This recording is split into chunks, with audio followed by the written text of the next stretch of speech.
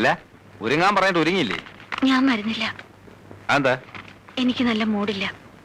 അതിന്റെ കാരണമാ ചോദിച്ചത്. ഇവിടെ കാലെടുത്ത് കുത്തി അന്ന് പോലെ ശ്രദ്ധിക്കുന്നതാ. എന്തെങ്കിലും ചോദിച്ചാൽ മറുപടിയില്ല.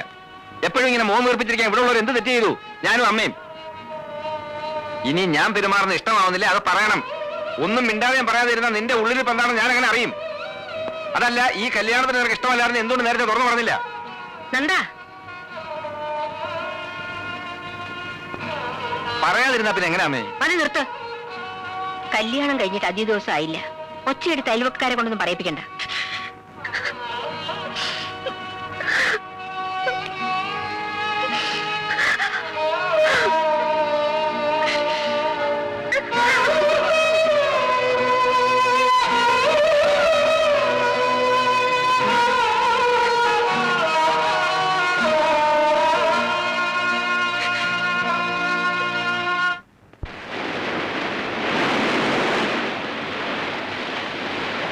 ഒരു വിവാഹ ജീവിതത്തെക്കുറിച്ച് ചിന്തിച്ചു തുടങ്ങിയപ്പോൾ കുറേയേറെ ഞാൻ മനസ്സിൽ കണക്കുകൂട്ടി.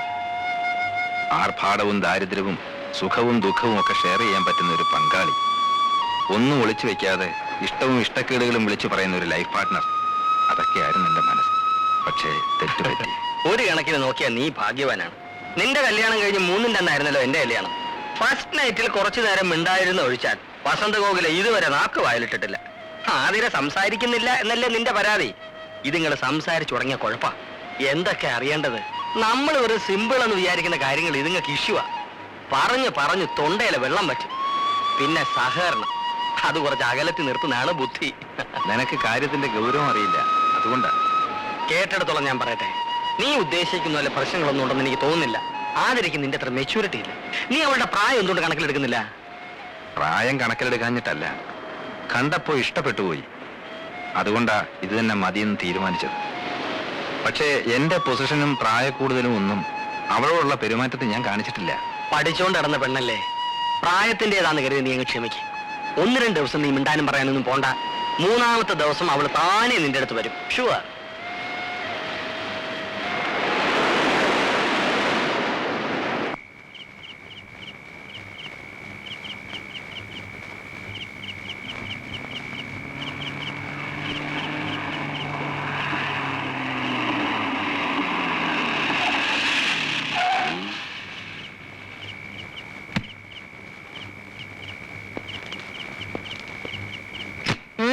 നീ ഇതുവരെ എവിടായിരുന്നു?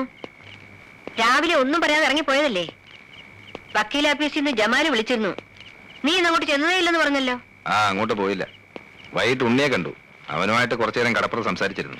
ഉണ്ണി അവളെ കൊണ്ട് ഇങ്ങോട്ടൊന്നും വന്നില്ലല്ലോ. വരണ്ടാന്ന് ഞാൻ പറഞ്ഞിട്ടാ. ഇവിടെ ഇപ്പൊ ആരെ സൽക്കരിക്കാൻ പറ്റിയ അന്തരീക്ഷമല്ലല്ലോ. അവളെന്തേ? അവള് കിടന്നു. എല്ലാം കഴിച്ചോ? ഞാൻ നിർബന്ധിച്ചവൻ പേരിന് 2 വെറ്റ് കഴിച്ചു. വിവാഹം കഴിക്കാനായിരുന്നു ബഹളം. ഇപ്പൊ അമ്മയ്ക്ക് സന്തോഷമായല്ലോ.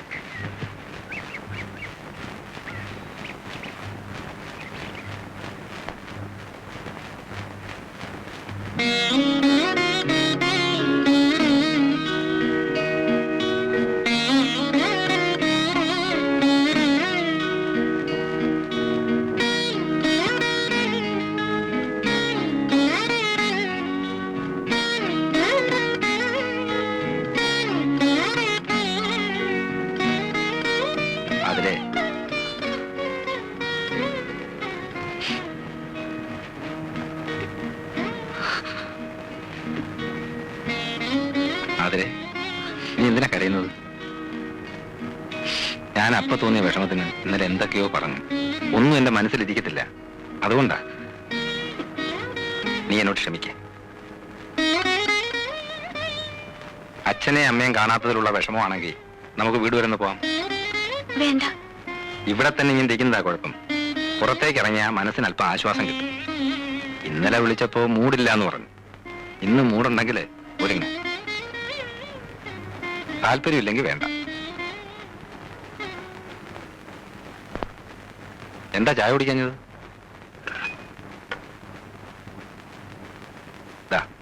കുടിക്ക.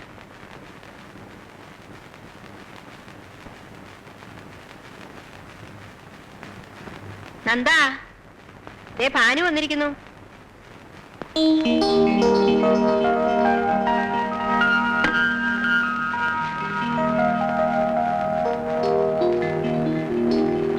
കല്യാണത്തിന്റെ അന്ന് മുങ്ങിയിട്ട് പിന്നെ ഇന്നാണല്ലോ പൊങ്ങുന്നത്. ജീവിതം ഒന്ന് തുടങ്ങിയിട്ട് വന്ന് ചെല്ലും ചെയ്യാന്ന് വിചാരിച്ചു. അതിന് ഞങ്ങൾ ഇതുവരെ ജീവിതം തുടങ്ങിയിട്ടില്ല. ഒന്നുമില്ല, ചെറിയൊരു സൗന്ദര്യപ്പണക്കം, അത്രേ ഉള്ളൂ.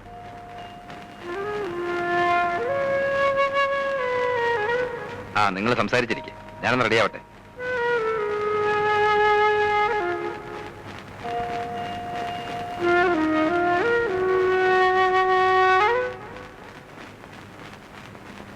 ഞാൻ പറഞ്ഞതൊക്കെ നീ മറന്നോ?